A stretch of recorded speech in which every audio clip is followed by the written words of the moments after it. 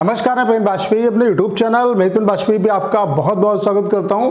SSC CGL 2024 वाले जो aspirant हैं उनके लिए बहुत बड़ी गुड न्यूज़ है। गुड न्यूज़ आपके लिए ये है कि आपकी जो वैकेंसी है वो अभी से रिपोर्ट होना स्टार्ट हो गई हैं। तो कहाँ पे वैकेंसी रिपोर्ट हो चुकी है और कितनी वैकेंसी रिपोर्ट हुई है उन सब के बारे में इस वीडियो में मैं आपको इन्फॉर्मेशन देने वाला हूँ। उसके अलावा टोटल कितनी वैकेंसी इस बार सीजीएल 2024 में आपको देखने को मिल सकती हैं उसके बारे में भी इस वीडियो में हम लोग बात करेंगे। तो जो भी बच्चे सीजीएल 2024 एग्जाम की प्रिपरेशन कर रहे हैं उनके लिए वीडियो बहुत ज़्यादा हेल्पफुल होने वाला है। चलिए स्टार्ट करते हैं। वैकेंसी आपकी वो गोवा कस्टम प्रिवेंटिव ऑफिसर की वैकेंसी है। तो कितनी वैकेंसी है आप ये देख सकते हैं। जनरल की अगर वैकेंसी की बात करें तो एक वैकेंसी है, उसके अलावा एससी की 2 वैकेंसी है, एसटी की 2 वैकेंसी है, ओबीसी की 2 वैकेंसी है, ईडब्ल्यूएस की एक भी वैकेंसी नहीं है। टोटल जो वैकेंसी है वो 7 है, यानी कि प्रिवेंटिव ऑफिसर की 2024 के लिए गोवा कस्टम में आपकी प्रिवेंटिव ऑफिसर की जो वैकेंसी है वो 7 रिपोर्ट हुई है। इसका मतलब ये नहीं कि वैकेंसी इतनी कम होगी, अभी ढेर सारे रीजन है उसमें वैकेंसी इसकी रिपोर्ट होंगी।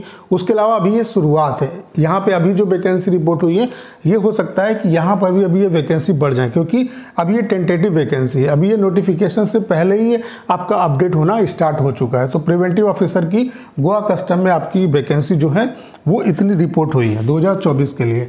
उसके अलावा आप देख सकते हैं ये पोस्ट है आपकी एडमिनिस्ट्रेटिव असिस्टेंट की।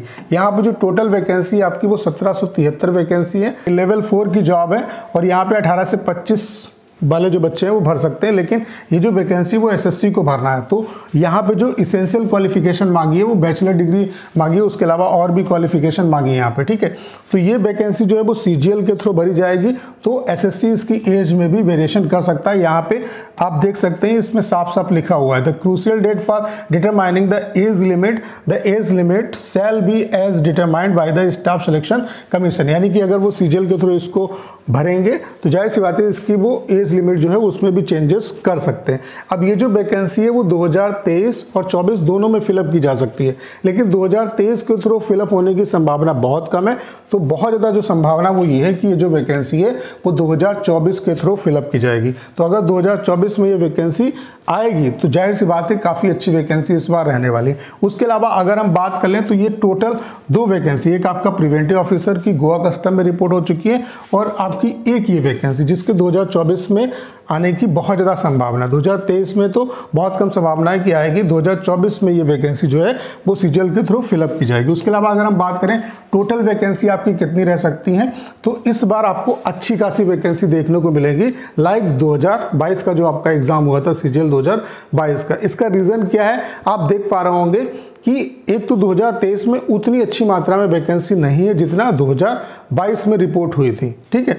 तो ये भी एक रीजन है। उसके अलावा ये जो 2024 का ईयर है वो इलेक्शन का ईयर है, तो गवर्नमेंट का पूरा फोकस ये होगा कि यहाँ पे ज़्यादा वैकेंसी को फिलअप किया जाए ताकि इलेक्शंस में इन चीज़ों को दिखा जा सके कि हमने इतना जो रिक्रूटमेंट है वो किया। और आप देख पा रहे होंगे कि सारी चीज़ें मिशन मोड में चल रही हैं। तो ये आप मान के चलिए कि 2023 में जो आपको वैकेंसी की कमी देखने को मिल रही है 2024 में आपको वैकेंसी बहुत ज़्यादा देखने को मिलेंगी।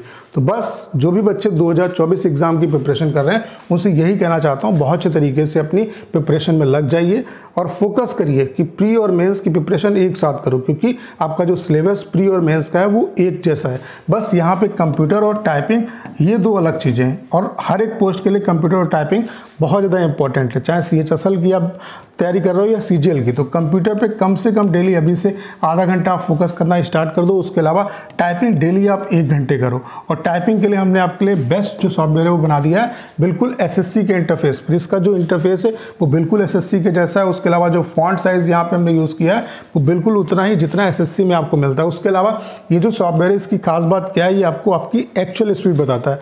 ढेर सारे जो सॉफ्टवेयर मार्केट में अवेलेबल हैं वो आपको एक्चुअल स्पीड नहीं बताते। इसके अलावा यहाँ पे हमने आपको 250 एक्चुअल जो सीएचएसएल सीजीएल में आए हुए पैसेज हैं वो प्रोवाइड कराएं। आपको जरूरत है इन्हीं प्रीवियस पैसेज को बार बार प्रैक्टिस करने की।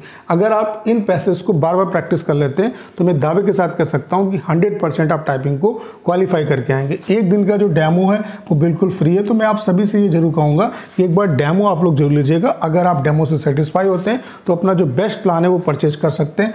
यहाँ पे इसकी जो कॉस्ट है वो हमने बहुत कम रखी है। 3 महीने का जो प्लान है वो केवल 199 रुपीज़ का, यानी कि एक पैसेज की जो कॉस्ट है वो 1 रुपये से भी कम पड़ रही है। तो पहले आप डेमो लीजिएगा। अगर आप डेमो से सेटिस्फाई होते हैं तो अपना जो बेस्ट प्लान है वो परचेस कर सकते हैं। इतना मैं दावे के साथ कर सकता हूँ कि इन्हीं पैसेज को अगर आपने बार बार प्रैक्टिस कर लिया तो दावे के साथ आप एग्ज़ाम को क्वालिफाई करके आएंगे।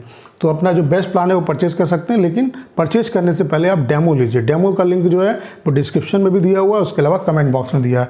तो कितनी क्या वैकेंसी रह सकती है, आप ये मान के चलिए कि वैकेंसी 2024 के एग्ज़ाम में बहुत अच्छी आपको देखने को मिलेगी, यानी कि 20,000 या उससे अधिक वैकेंसी आपको देखने को मिल सकती हैं। उसके अलावा कहाँ कहाँ पे वैकेंसी रिपोर्ट हो चुकी है, एक तो प्रिवेंटिव ऑफिसर की गोवा कस्टम में आपकी रिपोर्ट हो चुकी है। उसके अलावा ये जो 1773 वैकेंसी है, इनकी बहुत ज़्यादा संभावना है। एडमिनिस्ट्रेटिव असिस्टेंट की जो पोस्ट है, इनकी बहुत ज़्यादा संभावना है कि 2024 के थ्रू ये वैकेंसी फिलअप की जाए। तो उम्मीद करता हूँ कि सारी जानकारी आप अच्छे तरीके से समझ पाए होंगे। करना क्या है, इस वीडियो को ज़्यादा शेयर करना है। उसके अलावा अगर आप चैनल पर नए हैं और आपने अभी तक इसे सब्सक्राइब नहीं किया है तो प्लीज़ चैनल को सब्सक्राइब करना मत भूलिएगा।